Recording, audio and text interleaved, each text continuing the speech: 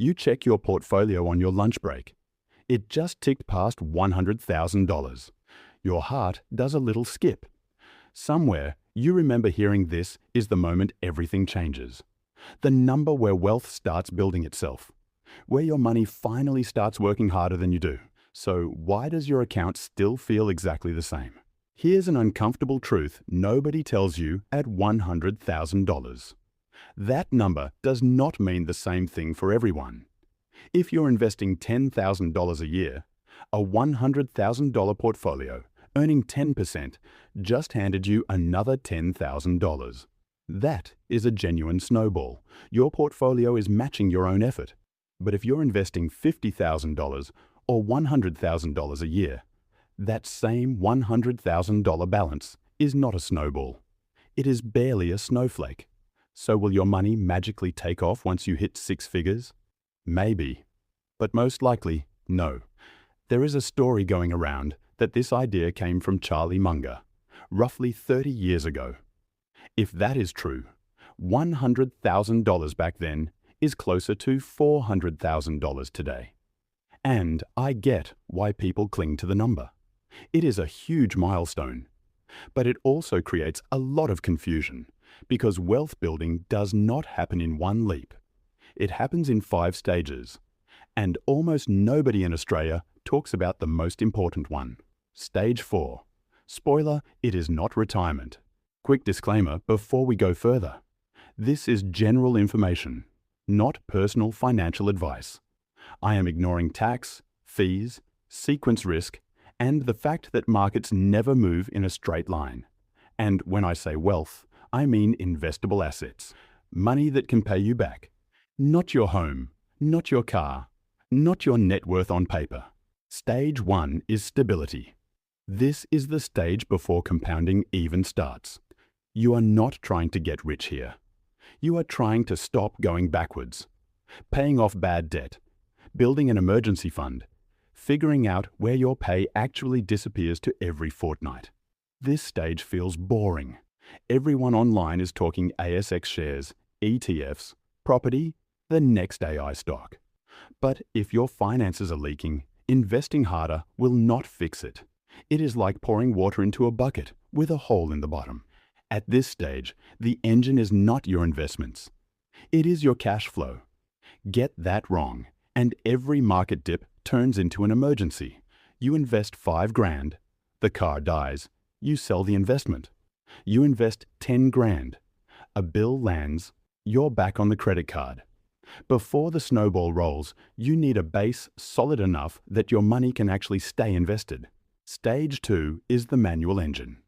You are investing now, but you are still doing all the heavy lifting.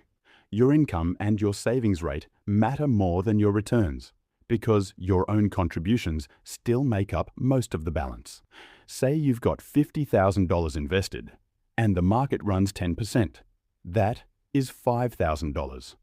If you're putting in $20,000 or $30,000 a year yourself, your own contribution is dwarfing your return.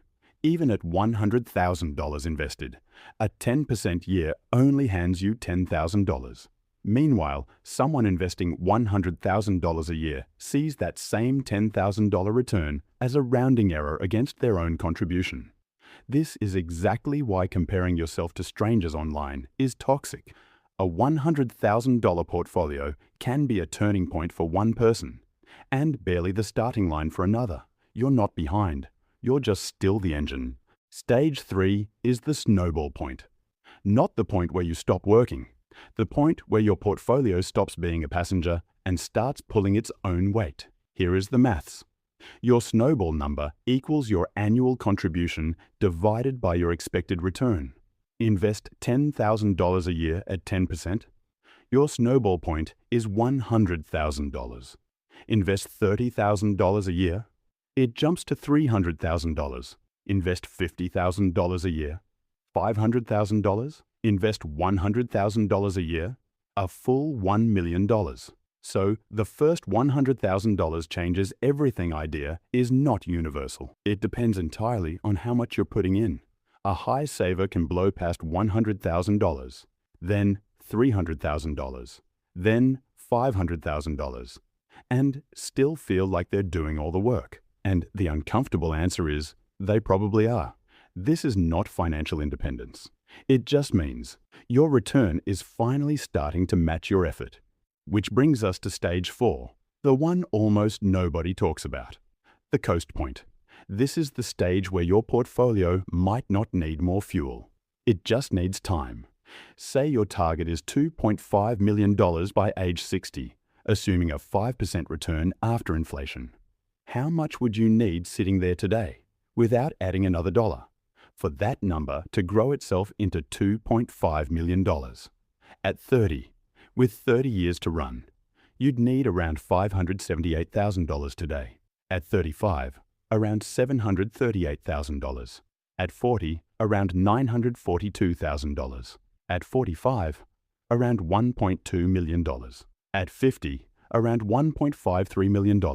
Not another dollar contributed.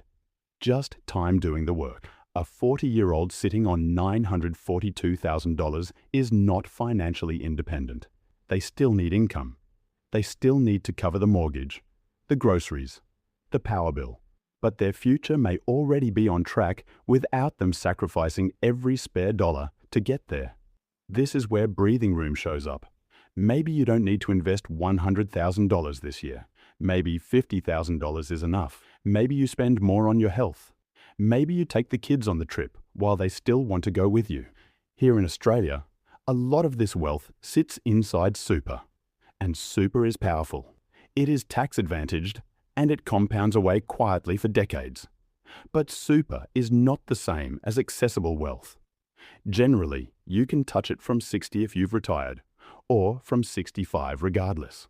So if you're 35 or 40 and most of your money is locked inside super, you might be perfectly on track for retirement. But you may have almost no flexibility before 60. Want to retire earlier than that? You need a bridge of investable assets outside super to get you there. This is why one net worth number tells you almost nothing. $1 million tied up in your home and your super might be brilliant for long-term security. It might give you zero flexibility today. And here is the trap that catches disciplined savers specifically. The habit that built your wealth can quietly become a cage. You start treating every dollar spent as a failure. The goalpost keeps moving. First, it's $100,000, then $500,000, then $1 million. Then $2.5 million doesn't even feel safe anymore. At some point, ask yourself what you are actually buying with the next dollar. More freedom, or just another number? Because you've forgotten how to stop. Stage 5 is financial independence, the one people actually mean when they say, "Can I stop working?" You reach it when your portfolio can fund your life today. Your number equals yearly expenses divided by your withdrawal rate. Most people use 4% as a rough rule of thumb, which is the same as multiplying your yearly spending by 25. Spend $60,000 a year. Your number is around $1.5 million. Spend $80,000, around $2 million. Spend $100,000, around $2.5 million. Spend $150,000, around $3.75 million. Two families can hold the exact same $2.5 million portfolio and live completely different lives. One spending $80,000 a year feels free. The other, spending $250,000 a year, still feels trapped. It was never about the balance. It was always about the spending. And be careful with the benchmarks you hear thrown around.